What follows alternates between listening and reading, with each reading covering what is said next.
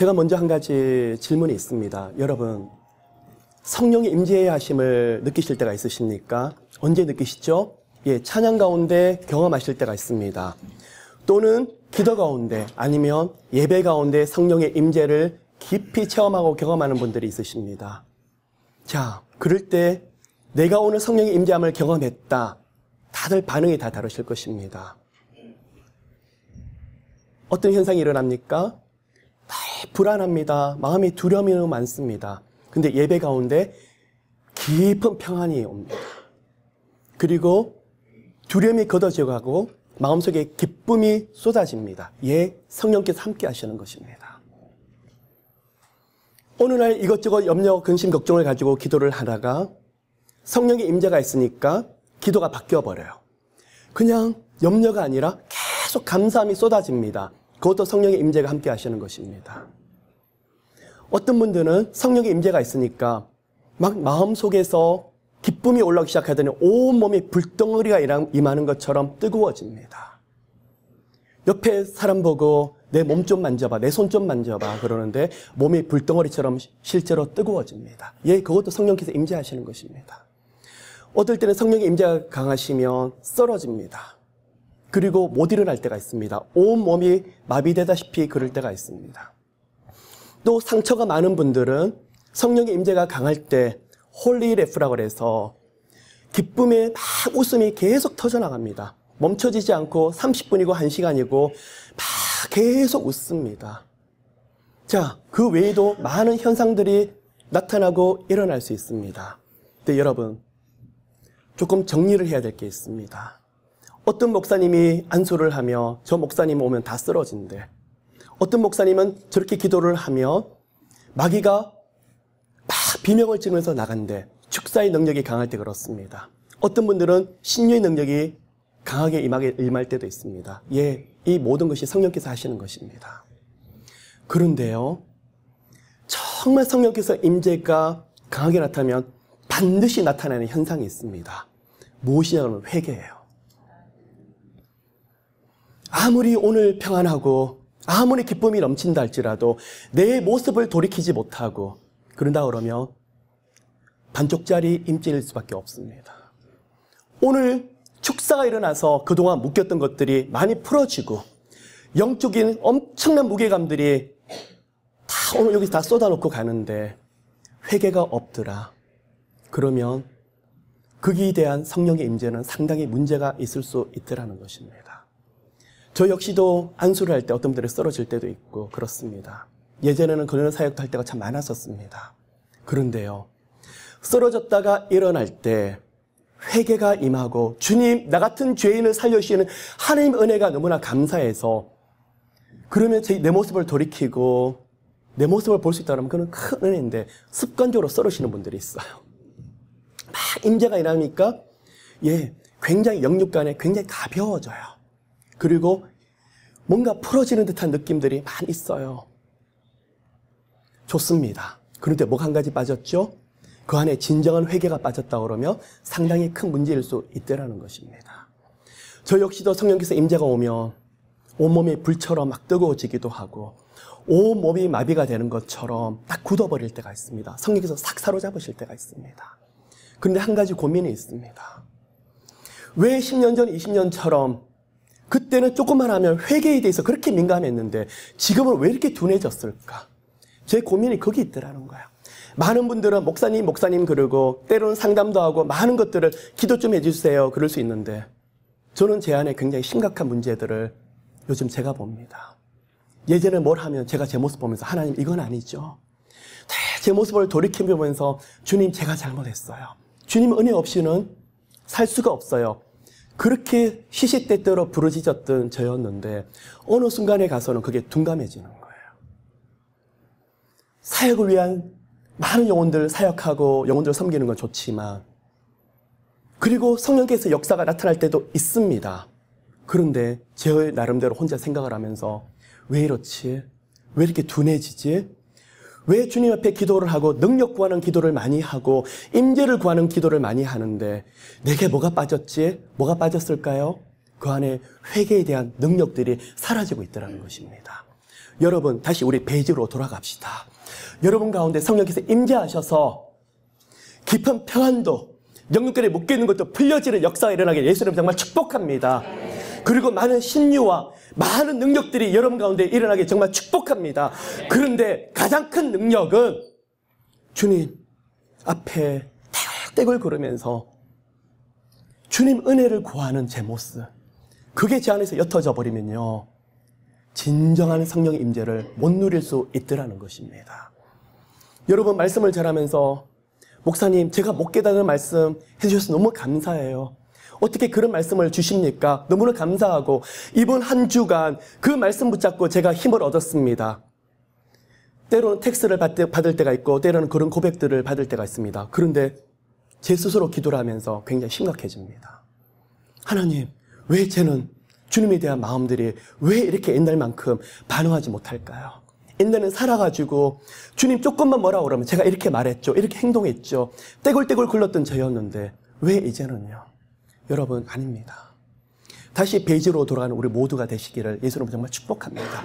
주님 앞에서는 목사고 전도사고 선교사고 아무런 의미가 없습니다. 여러분, 어디로 돌아가야 될까요? 나 같은 죄인 살리셨던 주님의 은혜가 너무나 고마워서. 여러분, 예전에 주님 한 분만 된다고, 계시면 된다고 그렇게 고백했던 그 시간 기억하십니까? 그 시간으로 돌아가는 우리 모두가 되시기를 예수님을 정말 축복합니다. 거기서 감격이 있다 그러면 하나님이 그 영혼, 그 가정 절대로 내버려 두지 않습니다. 지금은 미약한 것처럼 보이지만 하나님께서 그 가정을 어떻게 사용하실까? 참으로 기대가 되는 가정일 수밖에 없을 것입니다. 오늘 말씀을 한 구절 보고 시작하도록 하겠습니다. 창세기 13장 1절 2절의 말씀입니다. 함께 읽도록 하겠습니다. 아브라함이 애굽에서 나올새 그와 그 아내와 모든 소유며 롯도 함께하여 남방으로 올라가니 아브라함에게 육축과 은금이 풍부하였더라. 네, 제가 지난주 말씀을 드리면서 하나님께서 아브라함에게 말씀하시기를 내가 내게 지시하는 땅으로 가라라고 말씀을 하셨습니다. 그리고 12장 1절에서 명령을 하시는데 12장 2절 3절에서는 아브라함에게 축복에 대한 말씀들을 분명히 하고 계십니다. 그런데 2절 3절 축복의 말씀 앞에는 항상 어떤 조건이 따르냐 그러면 if you do라는 말씀이 따라요. 아브라함아, 네가 만일 내가 지시하는 땅으로 가고 그 말씀에 순종한다 그러면 내가 너로 하여금 복에 거론되게 할 것이며 너를 축복한 자를 반드시 축복할 것이며 너로 하여금 큰 민족을 만들어 주리라. 그 앞에는 뭐가 따른다는 거예요? 조건이 따르더라는 것입니다. 여러분, 때로는 우리가 곳곳마다 붙어있는 하나님의 말씀을 많이 봅니다. 그런데요, 그 말씀을 보면 제가 마음이 아플 때가 많이 있어요. 축복의 말씀만 딱 떼는 거예요. 그 앞에는 항상 무슨 말씀이 있죠? 짝이 되는 조건의 말씀이 있는데 조건은 딱 오려버리고 뒤에 보면 축복의 그 열매만 먹으려고 하더라는 거예요. 아닙니다. 하나님의 말씀은 항상 우리에게 if you do, 거기에 대해서 우리가 순종할 수 있다 그러면 엄청난 축복을 받더라는 거예요. 그럼 어떤 분은 그렇습니다. 목사님, 그 축복이 하나님에 대한 축복, 그 순종이 너무너무 힘들고 어려운데요. 예, 제가 분명히 말씀을 드립니다. 우리는 하나님께 순종할 수 없는 존재입니다. 그 순종 또한 누가 하게 하시는 거죠? 우리 안에서 성령께서 순종하게 하셔야만 여러분 순종할 수 있는 거예요. 여러분을 하여금 기도하게 하셔야만 여러분 기도할 수 있는 거예요. 여러분들이 기도를 서너 시간 하신다고요?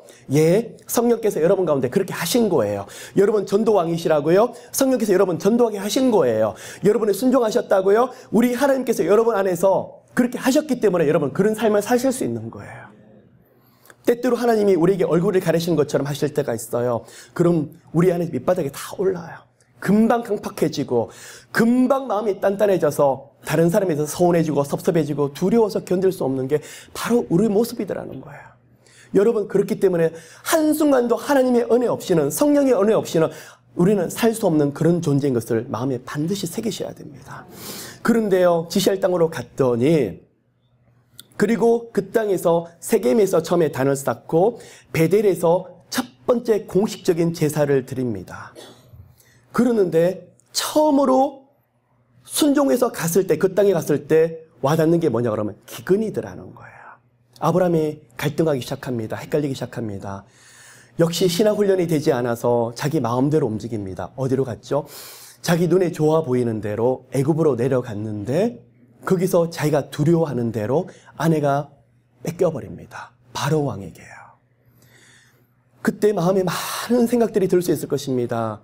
내가 왜 하나님께 순종해서 이 길로 와서 또 애국까지 내려와서 내 아내까지 뺏겼을까? 이제 내 목숨은 끝났다. 내 인생이 이게 뭐지? 수많은 생각들이 아마 아브라함에게 그렇게 올라왔었을 거예요. 그리고 하나님 앞에 아마 기도를 했었을 것입니다. 그런데 하나님 전혀 대답하지 않는 것처럼 보여요. 뺏겼습니다. 빼앗기기 전에 하나님 개입하실 수 있어요. 그리고 사례를 감춰주실 수 있어요. 그런데 하나님 그렇게 하지 않으시죠. 사례를 바로왕의 눈에 띄게 하고 또 눈에 띄더라도 데려가지 않을 수 있어요. 근데 어떻게 하게 하시죠? 바로왕의 궁전으로 데려가서 잠시 있다가 보내줄 수도 있는데 바로왕이 자기 아내를 삼는 그 순간까지 하나님께서 끌고 가시더라는 거예요. 여러분, 바로 신앙의 갈등이 여기서 일어납니다. 생각지 못했던 기근이 올 수 있습니까? 거기서 함부로 불만불평하지 마시길 바랍니다. 아직 우리는 하나님께서 하실 일을 보지 못했습니다. 조금 기다려보세요. 아브라함이 하나님 앞에 왜 도와주지 않으십니까? 속으로 많은 갈등을 했을 것입니다. 그러나 하나님은요, 하나님이 개입하실 정확한 시간을 알고 계십니다. 언제요? 나중에 사례를 자기가 아내를 취하고 무엇을 줍니까? 결혼 지참금이랑 많은 선물을 아브라함에 주었더니 그리고 아내를 취하려고 하는 그 순간에 하나님이 개입하셔서 재앙을 내리셔서 사례를 풀어버리십니다. 왜 그렇게 하셨을까? 왜 기근을 주셨을까? 12장에서 말씀하지 않고 있지만 13장에서 분명히 말씀하고 계십니다.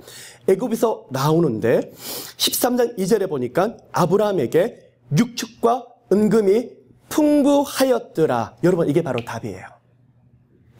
누구에 대한 예언이냐 그러면 나중에 요셉이 총리가 되었는데 야곱이 가나안 땅에 살고 있을 때 대기근이 들었습니다.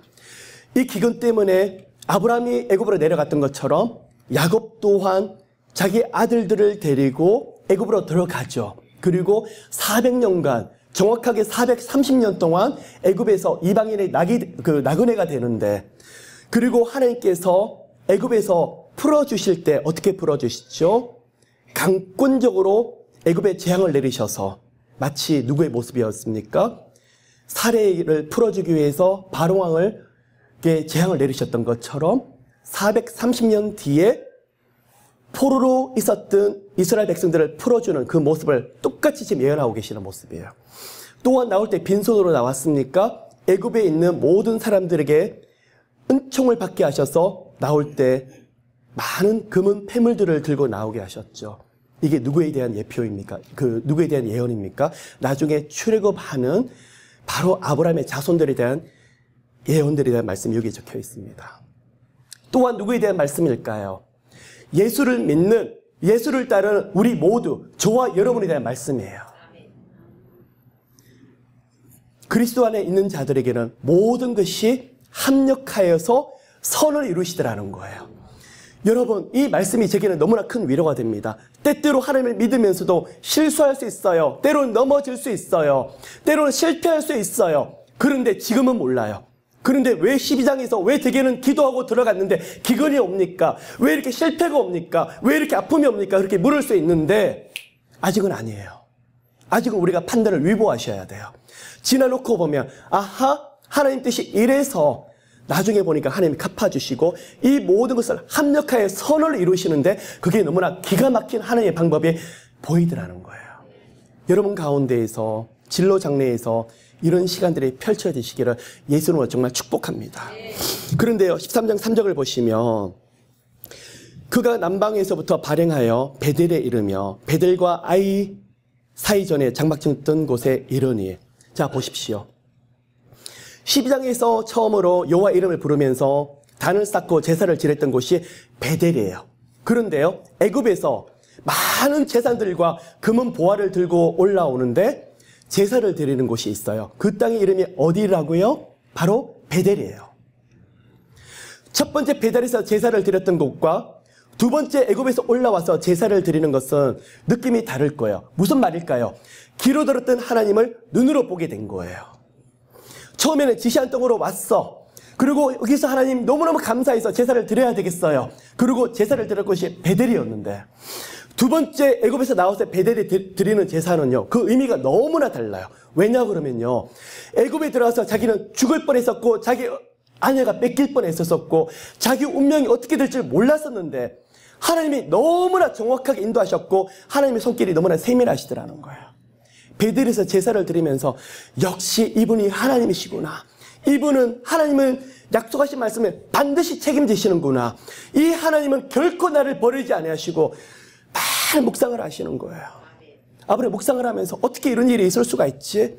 내가 애굽에 내려갈 때는 내 재산이 이거밖에 없었는데 어떻게 이렇게 하나님께 묻지 않고 주님에 대한 불신을 가지고 내려갔던 아들한테 이렇게 엄청난 것을 부어줄 수 있지?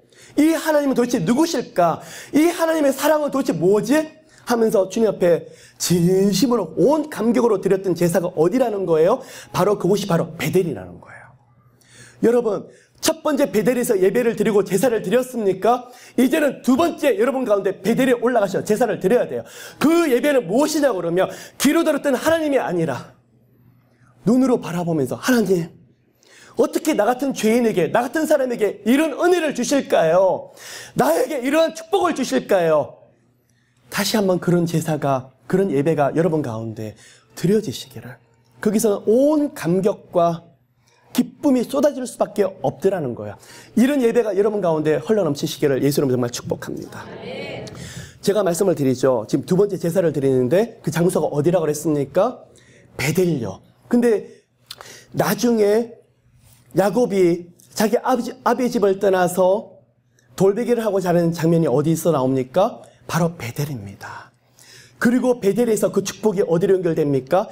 나중에요, 야곱이 에서를 만나게 되고 거부가 되게 되는데 자기 딸 딥나로 인해서 세겜에 들어가서 큰 사건이 벌어집니다. 그리고 자기 아들 레위와 시므온이 가서 거기 거하는 세겜의 추장을 다 학살하게 되죠. 자, 그로 인해서 두려웠습니다. 그랬더니 하나님이 가라는 곳이 있었죠. 어디로요? 베델로 올라가서 거기서 단을 쌓으라고 그랬습니다. 여러분, 아브라함과 야곱의 공통점이 있었습니다. 무엇일까요? 야곱도 떠나면서 돌베개를 하는데 지팡이 하나만 가지고 떠났었는데 거기서 하나님이 깊이 만나주시죠. 그곳이 어디였죠? 바로 베델이었습니다. 하나님이 야곱에게 말씀을 하시는 거예요. 나중에 거부가 되었고 가축을 2떼나 이룰 정도로 부자가 되었지만 그가 두렵고 떨릴 때 하나님이 야곱 보고 내려라는 곳이 있었습니다. 그곳이 어디였다고요? 베델이었어요. 여러분 가운데 이런 베델의 놀라운 축복이 함께 하시기를, 그리고 베델에 대한 감격이 여러분 가운데 함께 하시기를 예수님 정말 축복합니다. 그런데요, 재미있는 장면이 있어요. 13장 5절을 보시면 아브라함이 거부가 되었고 아브라함의 일행 롯도 양과 소와 장막이 있으므로. 여러분, 하나님의 사람은요, 하나님의 방법으로 사는 거예요. 아브라함은 내려가서 농사 한번 짓지 않았어요. 그리고 비즈니스 한번 하지 않았어요. 무역 한번 하지 않았어요. 그런데 다시 가나안으로 올라올 때는 엄청난 부자가 되었더라는 거예요. 여러분, 하나님의 사람은 그 어떤 가정이나 진로나 장래에 하나님의 방법이 반드시 임하게 되더라는 거예요. 우리가 기도해야 될 게 있어요. 우리 인생 가운데 하늘의 방법과 하나님의 인도하시는 그 손길들이 여러분 가운데 펼쳐지기를, 그걸로 우리가 기도하셔야 됩니다. 그런데요, 롯도 양과 소가 많고 재산이 많아졌는데 거기서 함께 거할 수가 없어졌습니다. 그런데 9절을 보시면 내 앞에 온 땅 있지 아니하나 나를 떠나라. 내가 좋아하면 나는 우하고 내가 우하면 나는 좋아하리라. 누가 누구에게 하는 말입니까? 아브라함이 조카 롯에게 지금 하고 있는 말이더라는 것이에요. 여러분 보십시오. 조카 롯이 이 당시는요, 이 허허벌판에 이렇게 넓은 땅에 무슨 아브라함과 롯이 동거할 땅이 없느냐 그러는데 한 가지 여러분이 마음속에 넣어둘 단어가 있어요. 여전히 기근이 계속되고 있더라는 거예요. 여전히 아직도 기근이 되고 있었기 때문에 푸른 초장이 여전히 부족하더라는 거예요. 그래서요, 아브라함이 조카 롯에게 이렇게 말을 할 때는 조카 롯이 좋은 땅을 차지해버리면 자기는 산악지대나 안 좋은 땅으로 갈 수밖에 없더라는 거예요. 그러면 아브라함이 이렇게 말할 수 있는 근거가 지금 어디서 나왔을까요? 12장에서 하나님을 깊이 경험했더라는 거예요. 여러분, 저는요, 여러분에게 기복신앙을 지금 말씀하고 있지 않는 거예요. 기복신앙과 하나님의 얼굴을 구하는 신앙의 차이가 무엇이냐 그러면 그 열매를 보면 분명한 답이 나와요. 하나님의 얼굴을 구하는 사람은요, 하늘에서 아무리 축복을 받더라도 하나님만 계시면 됩니다라고 고백하라는 그 신앙이에요. 근데 기복신앙은 물질 속에서 취해버리더라는 거예요. 그런데 보시길 바랍니다. 이때 아브라함이 그 많은 축복을 받았는데 불구하고도 롯 보고 말을 하죠. 네가 왼쪽으로 하면 내가 오른쪽으로 할 것이며 네가 오른쪽으로 하면 왼쪽으로 가리라. 여기에 대한 배짱과 여기에 대한 믿음이 어디서 나왔을까요? 애굽에 들어갔더니 하나님이 나를 죽이지 아니하고 반드시 살리시고 나를 건지시고 오히려 더 크게 축복하신다는 것을 아브라함을 보았더라는 거예요. 우리에게 적용해 볼까요? 여러분, 이 가운데 어려움에 계십니까? 아픔에 있으십니까? 이겨내십시오. 여러분이 자녀들에게 하셔야 될 말씀이 바로 이거예요. 아들아, 딸아, 하나님이 너와 함께 계시는데 지금은 네가 이렇지만 믿음으로 이 길을 정면 돌파해 가라. 하나님이 너와 동행하실 텐데 좌로 가든지 우로 가든지 함께 늘 동행하실 것이며 내 눈이 보지 못했던 하나님의 영광이 내가 반드시 내 눈으로 보게 될 것이다. 어떤 분들은 쩔쩔매요. 하나님, 우리 아들이 이런 문제가 있고 저런 문제가 있는데 어찌하면 좋을지 모르겠어요. 너무 힘들어요. 막 아들이 딸이 힘들어하니까 엄마 아빠는 더 힘들어하는 거예요. 왜 그럴까요? 체험이 없기 때문에요. 하나님에 대한 확신이 없기 때문에요. 여러분, 신앙은요, 말씀을 삶 가운데 깊이 적용하면서 그 말씀을 삶 가운데 사셔야 돼요. 하나님을 경험하셔야 돼요. 여러분, 반드시 살게 될 것이면 여러분 죽지 않아요. 아브라함은 그것을 경험했던 사람이었습니다. 그런데요, 10절에 보시면 이 말이 끝나자마자 이에라고 나오고 있어요. 이에 롯이 눈을 들어 요단들을 바라본즉, 이 말이 끝나자마자 기다렸다는 듯이 뭘 하게 되죠? 롯은 그 전에 인간적인 방법과 인간적인 생각으로 다 계산을 해두었더라는 거예요. 어떻게 해요? 자기 눈에 보이는 좋은 땅을 차지하려고 이미 욕심이 들어가 있더라는 거예요. 누구 눈에 보이는 좋은 땅요? 사람의 눈에 보기 좋은 땅으로. 그런데요, 18절을 보시길 바랍니다. 18절을 보시면요, 뭐가 시작되고 있습니까? 이에라고 시작되고 있죠. 10절의 이에는요, 롯이 자기 눈에 좋아 보이는 대로 즉시 따라가려고 하는데 18절의 이에는 하나님의 말씀이 마치자마자 아브라함은 하나님 뜻에 순종하는 그 모습이 정확하게 보이더라는 거예요. 여러분, 한치 앞을 아십니까? 내일을 아십니까? 아니면 한 달 뒤를 아십니까? 사람은 알지 못해요. 사람은 눈에 좋아 보이는 것처럼 행하려고 하지만 그게 우리에게는 큰 재앙이 될 수 있다는 거예요. 그럼 어떻게 될까요? 하나님께 물어보셔야 돼요. 그러면 목사님, 저는 아무리 물어도 하나님의 음성이 들리지가 않는데요. 하나님 뜻이 무엇인지를 모르겠는데요. 여러분, 염려하지 마세요. 여러분이 하나님께 올려드리고 하나님만 의지한다고 그러시면 하나님 반드시 책임지세요. 여러분의 길을 반드시 인도하세요. 여러분 보십시오. 아기는 태어나서 응애 울면 돼요. 몸이 불편하면 엄마가 다 알아서 해요. 배가 고파도 같은 응애 울지만 엄마는 이 아이가 배가 고파서 우는지 아파서 우는지 뭐가 힘들어서 우는지 벌써 이 아이는 알고 있더라는 거예요. 여러분, 우리 가운데 하나님을 깊이 의지하는 모두 되시기를 예수는 정말 축복합니다. 기도는요, 비나이다. 그게 기도가 아니에요. 기도는요, 하나님을 디펜스하는 거예요. 하나님을 의뢰하는 거예요. 하나님 없이는 안 된다고 의지하는 것이 바로 기도예요. 그런데요, 롯은 기도가 없었어요. 같이 애굽에 들어서 나왔는데 롯은 눈은 온 재산에 가 있었고 아브라함은 하나님을 경험했다는 그 놀라운 감격 속에서 살고 있었다는 거예요. 똑같은 일을 경험했는데 정반대의 현상이 롯과 아브라함에게 펼쳐지고 있더라는 거예요. 여러분, 도전합니다. 어느 쪽을 택하시겠습니까? 이 또한 하나님께서 은혜 주셔야 됩니다. 예, 아까 2절에 보시면 은금이 풍부하였더라. 이 히브리어 단어가 카베드라는 단어예요. 카베다라는요, 정확하게 말하면 무겁다라는 거예요. 은금이 얼마나 많은지 무거워서 들 수 없을 만큼 풍성했던 게 바로 카베드예요. 이것 때문에 롯은 취해버렸고 아브라함은 하나님에 대한 감격 속에서 살고 있더라는 거예요. 여러분, 여기서 잠깐 제가 퍼즈 버튼을 누르고 조금 정리해야 될 게 있습니다. 12장부터 아브라함에 대한 스토리가 지금 시작되고 있는데요. 하나님께서 아브라함에게 늘 말씀을 들려주지 않았어요. 하나님의 음성을 늘 들려주지 않더란 이야기예요.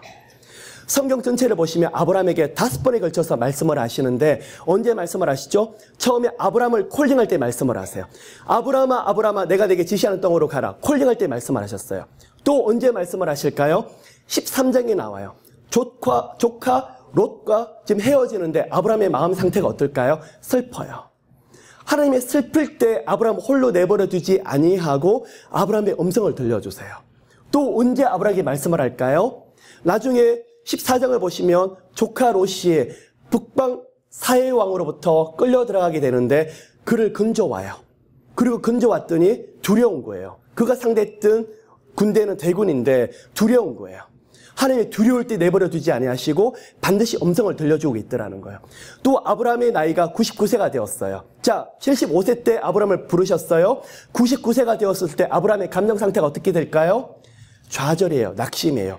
아들 줄다고 했는데 아들은 여전히 없고 보이지 않으니까 24년을 기다렸는데 하나님이 아무것도 보이지 않았더니 아브라함은 끊임없이 좌절하고 있을 때 하나님 음성을 들려줘요. 자, 정리해 봅시다. 첫 번째 아브라함에게 언제 말씀을 하시죠? 콜링할 때. 두 번째 슬퍼할 때. 세 번째 두려울 때. 네 번째 좌절하고 낙심할 때 하나님께서는 가만히 내버려두지 않고 특별한 음성으로 들려주더라는 거예요. 또 한 번 더 음성을 들려주세요. 언제일까요? 아브라함아 아브라함아 내 독생자에게 칼을 대지 말고. 언제요? 하나님이 아브라함의 믿음에 너무 감동을 하셔서 너무 기뻐서 그 믿음을 바라보실 때 아브라함에게 감격하셔 또 말씀을 하시는 거예요. 여러분 가운데 하나님이 슬프십니까? 좌절하십니까? 낙심하십니까? 우리 하나님은 여러분 음성을 못 듣는다 할지라도 하나님 여러분 절대 내버려 두지 않으세요. 반드시 하나님이 인도하시는 그 손길과 음성이 여러분 가운데 함께 하세요.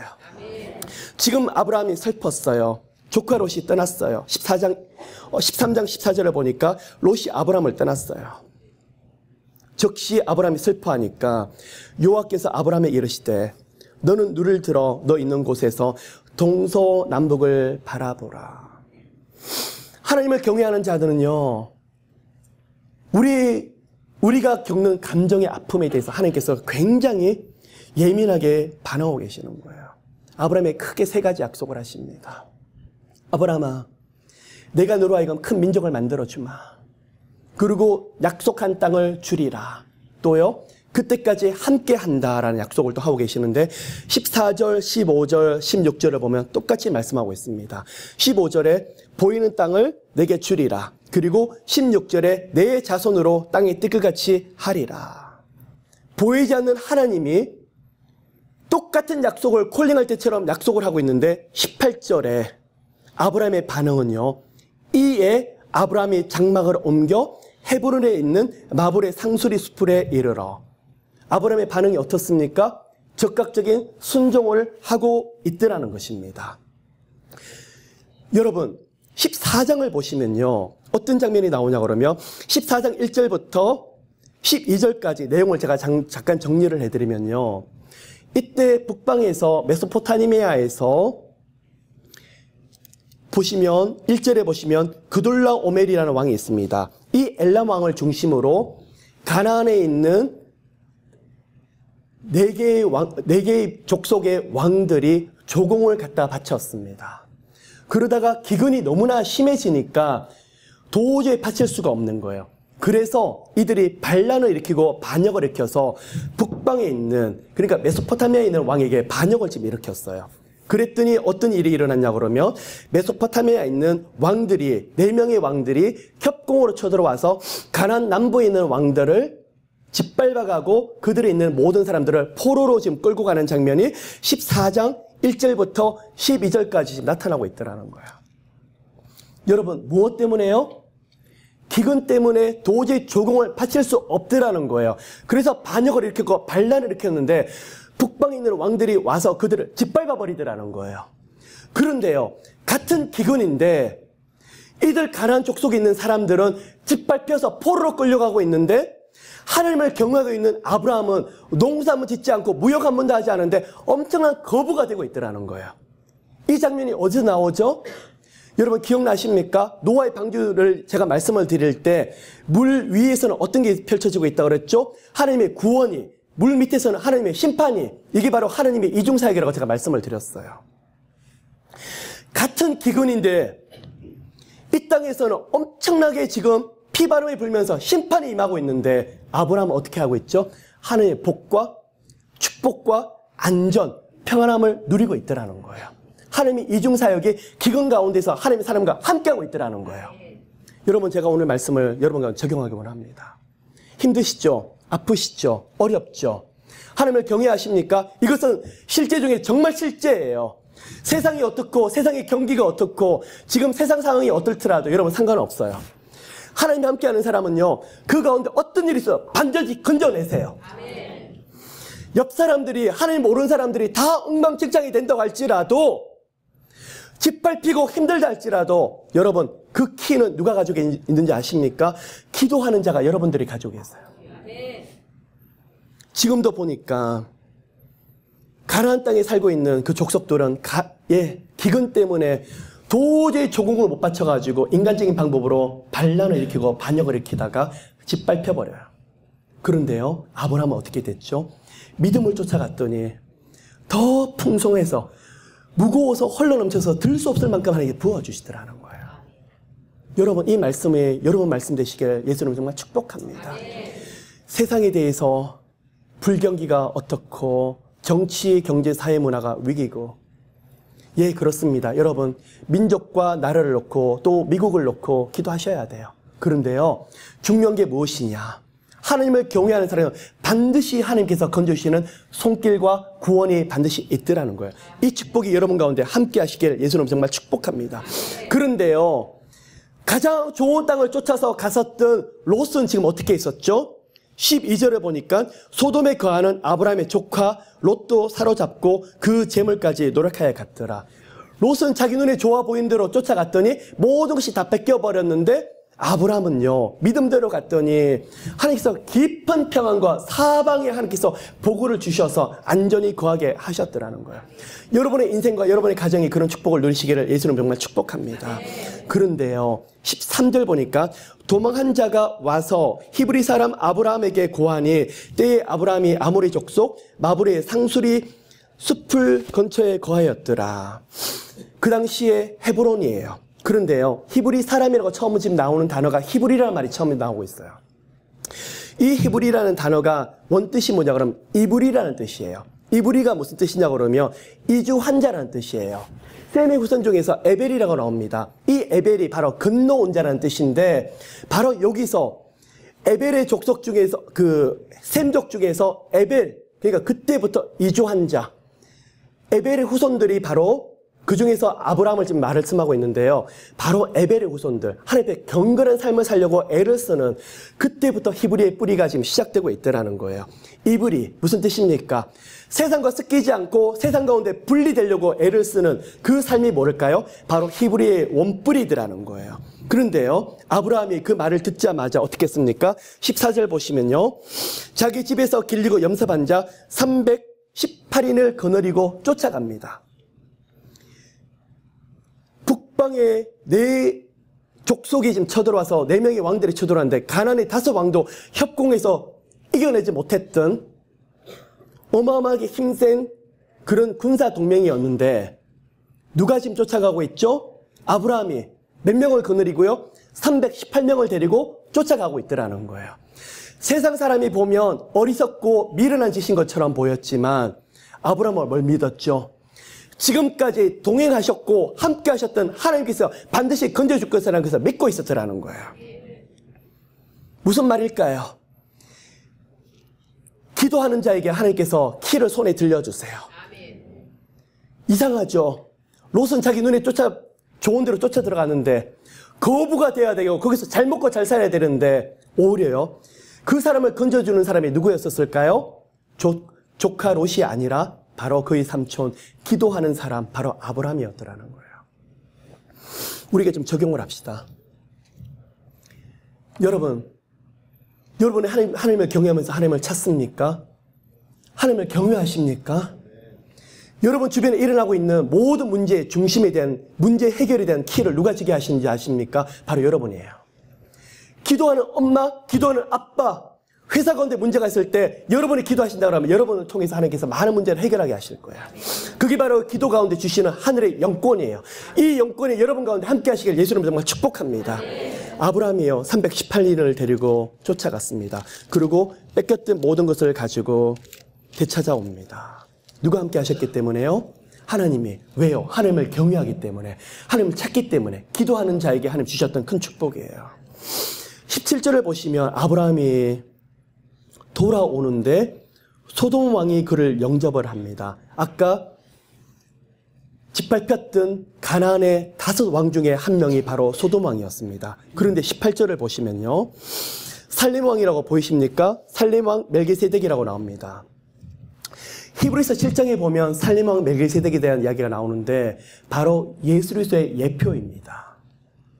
이 살렘 왕, 이 살렘이 지금 누구를 지금 이야기하고 어느 지역을 말하고 있냐 그러면 예루살렘을 지금 이야기하고 있습니다.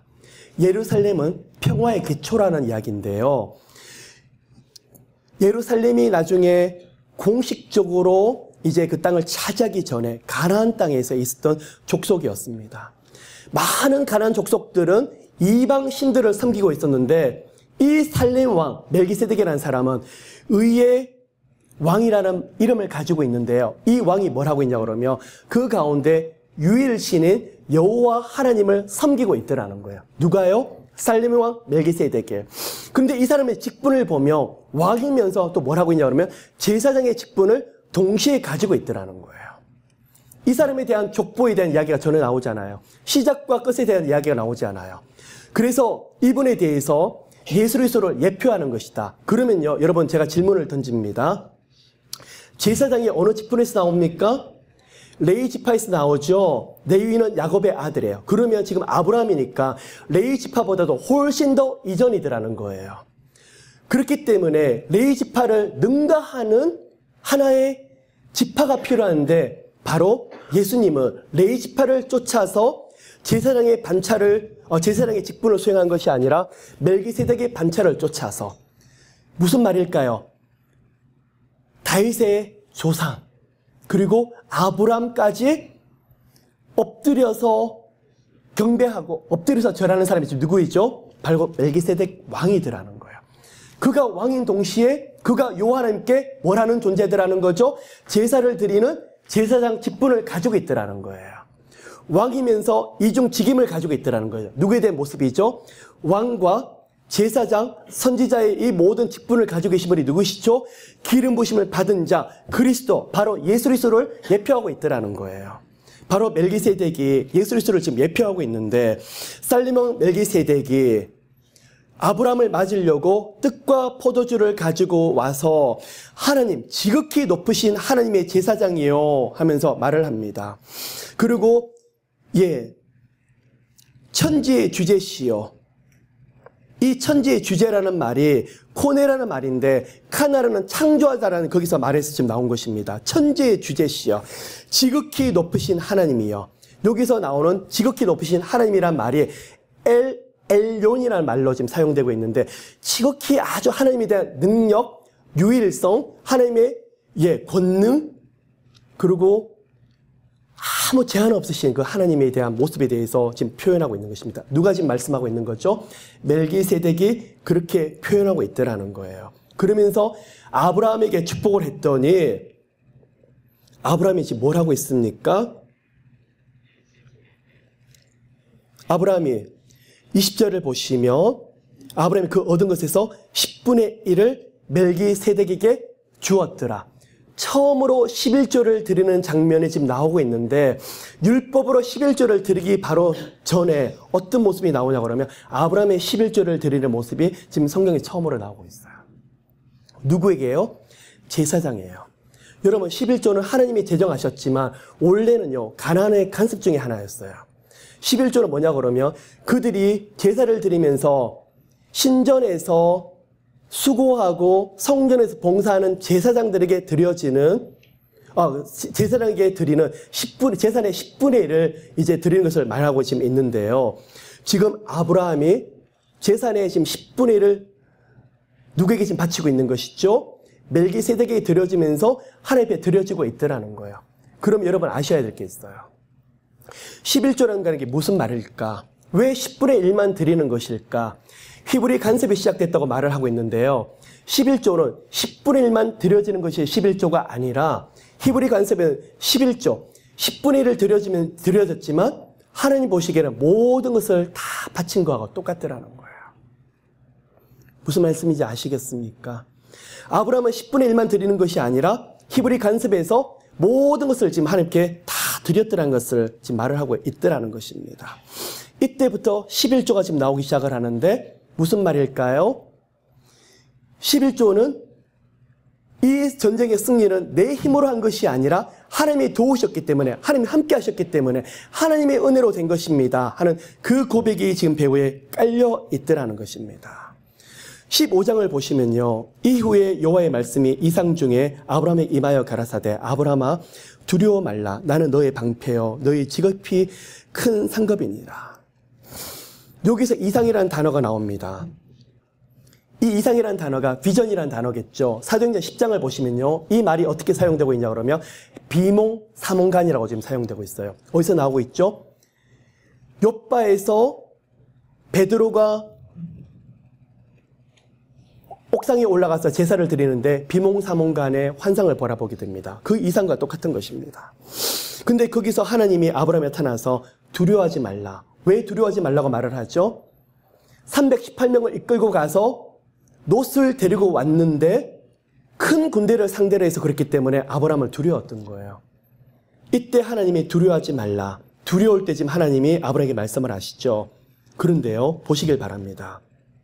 15장 2절을 보시면 아브라함이 가로되 뭐라고 지금 부르고 있습니까?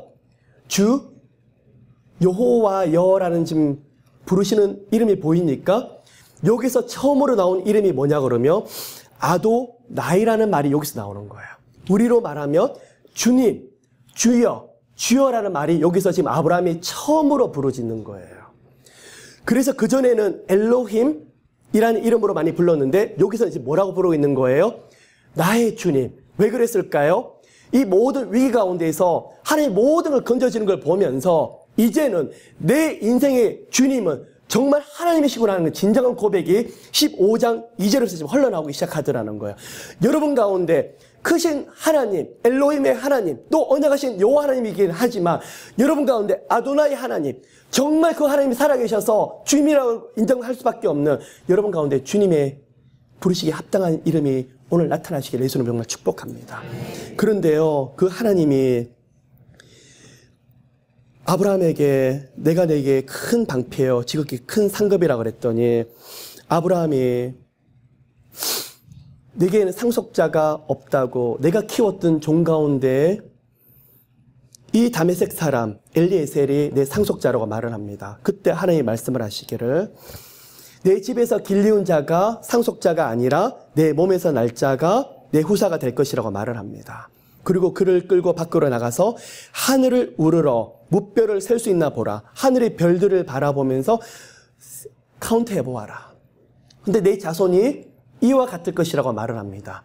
오늘날 보면 이스라엘 후손뿐만 아니라 영적으로 하나님 백성된 사람들이 그렇게 됐으니까 하나님 약속이 그렇게 이루어진 것이죠. 그런데요, 15장 6절 너무너무 중요한 말씀이 지금 여기서 펼쳐지고 있습니다. 함께 읽어볼까요? 아브라함이 여호와를 믿으니 여호와께서 이를 그의 의로 여기시고. 여러분, 제가 질문을 합니다. 지금 아브라함이 이 시대는요, 아직 모세가 율법을 받기 이전의 시대였죠. 이 시대에도 무엇으로 구원을 받을까요? 행함으로 구원을 받을까요? 믿음으로 구원을 받을까요? 믿음으로 구원을 받으라는 거예요. 아브라함이 먼저입니까? 율법이 먼저입니까? 예, 아브라함이 먼저였고 그리고 율법은 그 후였었어요. 근데 하나님이 아브라함을 의롭다고 칭해주는 그 시간이 언제였냐 그러면 아브라함이 믿을 때 하나님께서 그를 의롭다고 칭해주셨더라는 거예요. 그러면 아담 이후로 하나님께서 많은 구속 역사를 펼쳐나가셨는데 이들에 대한 구속 역사를 펼쳐나가시면서 구원할 근거가 뭐였을까요? 왜 하나님이 노아를 의롭다고 하셨을까요? 그리고 그의 조상인 셋을 의롭다고 하셨을까요? 바로 믿음이에요. 왜 아브라함을 보고 의롭다고 하셨을까요? 6절을 보니까 아브라함이 하나님의 말씀을 믿더라는 거예요. 이 믿더라는 단어가 무엇이냐면 히브리어로 아만이라는 단어예요. 하나님을 신뢰하다 그 말이에요. 하나님의 말씀을 그대로 받아들이더라는 거예요. 받아들였더니 하나님께서 어떻게 해요? 이를 그의 의로 여기시고, 의라는 말이 히브리어로 차다크라는 것인데 정확한 말은 의의 옷을 입혀주시더라는 거예요. 누구에게요? 우리 같은 죄인에게. 아무리 우리가 더러워도요, 옷을 우리에게 정말 화려한 옷을 입혀주면 화려한 옷이 입혀지는 거죠. 마찬가지로 우리가 아무리 죄인이더라도 하나님께서 의의 옷을 입혀주었더니 의인이 되더라는 거예요. 무슨 근거로요? 바로 믿을 때 그 일들이 이루어지더라는 거예요.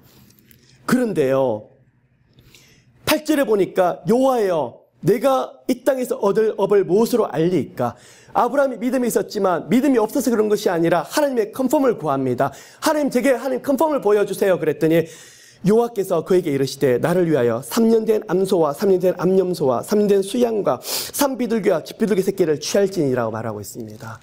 예물 없이 하나님께 나아가는 것이 아니라는 것을 가르치고 있고, 그리고 예물을 준비를 했더니 하나님 말씀을 하시죠. 아브라함아 그것들을 재물들을 중간을 쪼개고 그 쪼갠 것을 마주 대하고 놓고 그 새는 쪼개지 말라. 이게 무슨 말일까요? 이게 히브리 관습이에요. 히브리 관습에 오늘날은 우리가 계약서를 하고 나서 뭘 합니까? 주로 악수를 많이 합니다. 이 당시에는 뭘 하냐 그러면요, 약속을 할 때 뭘 하냐 그러면 동물 사체를 넣고 절반을 딱 나눕니다. 그 말이 뭐냐 그러면 한쪽에서 언약을 어겼을 경우 내가 당신을 이렇게 몸을 갈라도 된다. 당신의 집안을 이렇게 반토막을 내도 된다는 말이 바로 이 의미예요. 그러면 하나님이 지금 뭘 하고 있는 거예요? 아브라함아 내가 너에게 약속을 하는데 이 약속을 어떻게 해요? 내 몸이 반토막이 날 때까지 나는 너에게 이 약속을 반드시 지켜지리라, 이 말씀인 거예요. 누구 눈높이에 맞춰주는 거죠? 아브라함의 눈높이에 하나님 맞추셔서 이 언약을 지금 하고 있더라는 거예요. 아브라함이 그 중간을 쪼갰습니다. 그랬더니 솔개가 그 사체 위에 내릴 때 아브라함이 쫓았더라. 뭘까요? 하나님께 순종할 때는 이 솔개를 보며 마귀에 대한 여러 가지 공격들을 우리 해석할 수 있겠죠. 반드시 마귀에 대한 공격들이 있더라는 거죠. 아브라함이 계속 그것을 쫓아내는 거예요. 그리고 지쳤습니다. 깊이 잠든 중에, 히브리어로요 타르테마라는 지금 단어를 지금 쓰고 있는데, 제가 보니까 타르테마라는 단어가 구약에 한 2군데 정도 적혀 있는 것 같아요. 한 군데는 아담이 깊은 잠을 자고 그 갈비뼈를 취하여서 하와를 만드는 그 장면 하나고요. 하나는 요나가 니느웨로 가라 그랬더니 다시스로 가는 배에서 깊은 잠에 들었죠. 그리고 아브라함이 깊은 잠에 들었어요. 하나님이 잠을 재우신 것 같아요. 또 하나는 솔개를 내쫓다가 지쳐버렸던 것 같아요. 그런데요, 캄캄함이 임함으로 심히 두려워하더니, 잠이 들었는데 어떻게 이렇게 두려워할까? 여러 가지 생각을 해보았습니다. 하나님이 지금 뭘 하고 계시냐 그러면요, 15장에서 나타나고 있는 한 언약을 체결하는데 하나의 중요한 단어가 있습니다. 이게 바로 횃불 언약이라는 거예요. 하나님과 아브라함에게 2가지 언약을 맺으시는데요, 한 가지는 횃불 언약, 한 가지는 할례 언약이라고 말을 합니다. 지금 15장에서 하나님이 횃불 언약을 지금 맺고 있는데, 동물 사체를 지금 그렇게 해놓고, 이 말이 뭘까요? 하나님이 아브라함에게 아브라함아 내가 네 자손으로 하여금 큰 민족을 만들게 될 텐데 이방의 낙이 되어서, 나그네가 되어서 어떻게 해요? 애굽에서 430년간 종살이를 하게 될 것이라는 것을 지금 여기서 예언하고 있는 거예요. 왜 캄캄함이 임함으로 심히 두려워할까 생각해 보았습니다. 한 가지는 나중에 그의 후손들이 애굽에서 고통당하면서 당하는 두려움을 아브라함의 꿈을 통해서 하나님 미리 느끼게 하셨던 것 같아요. 또 한 가지, 누구에 대한 예표일까요? 자, 애굽에서 고통받고 있다가 하나님의 구원이 임하니까 어떻게 되죠? 홍해를 갈라서 하나님이 거기서 출애굽시켜 버리시죠. 누구에 대한 예표일까요? 한 가지는 출애굽하는 백성들이 애굽에서 겪는 고통, 또 한 가지는요, 예수 그리스도가 십자가에서 겪는 고통을 아브라함을 하고 어느 정도 맛보게 하셨던 것 같아요. 그럼 횃불 언약에 대한, 누구에 대한 언약일까요? 예수 그리스도에 대한 언약이에요. 어떻게 해요?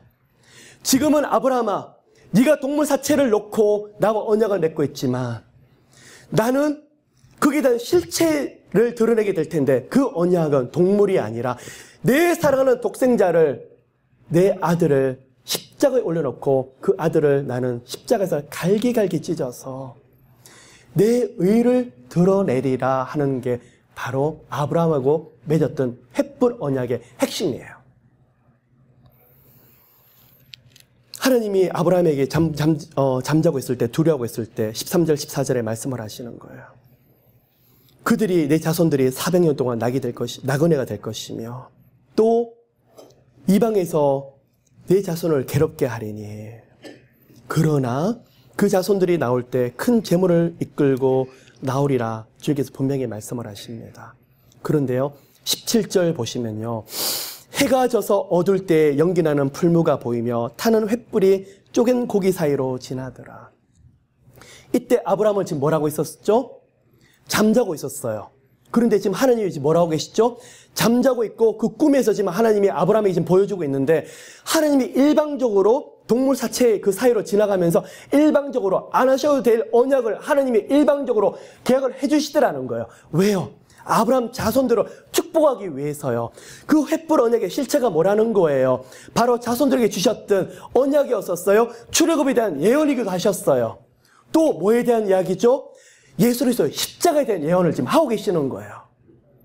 여러분, 이것을 통해서 우리가 깨달으셔야 될 게 있어요. 해가 져서 어두울 때에 연기나는 풀무가 보이며, 해가 져서 어두울 때 뭐가 떠오릅니까? 아무 불빛이 없어요. 인생의 가장 어두운 밤에 여호와의 횃불이 여러분의 인생 가운데서 빛이 되시며, 여러분을 그 가운데 내버려 두지 아니하시며 반드시 건져주시며, 바로 이 말씀이에요.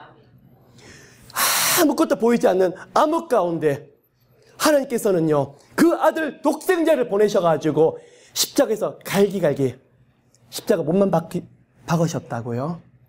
더 정확한 의미로는요, 몸만 박히시고 채찍 맞으신 게 아니라 피와 물을 다 쏟으실 뿐만 아니라 살과 피와 모든 것들을 완전히 한 조각도 남기지 않고 갈기갈기 찢어주시는 거예요. 왜요? 나 때문에, 바로 여러분 때문에요. 그 사랑을 보여주시려고, 구원하시려고, 건지시려고, 축복하시려고. 언제 그러셨죠?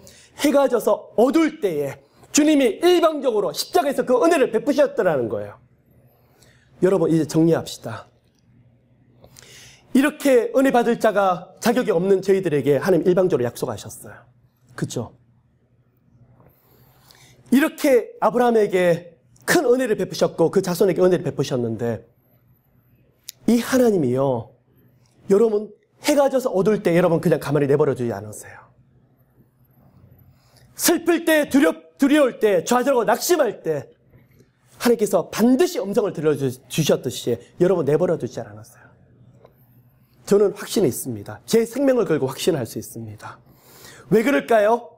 저도 12장에서 제 실수로, 제 나약함으로 애굽에 갔을 때가 있었었고 수없이 쓰러졌는데 우리 하나님 일으켜 주시더라고요. 죽습니다 그러는데 안 죽더라고요. 반드시 그 길을 여시더라고요. 하나님의 놀라운 방법이 나오더라고요. 제가 강단에서 단순한 지식을 전하는 것이 아니에요.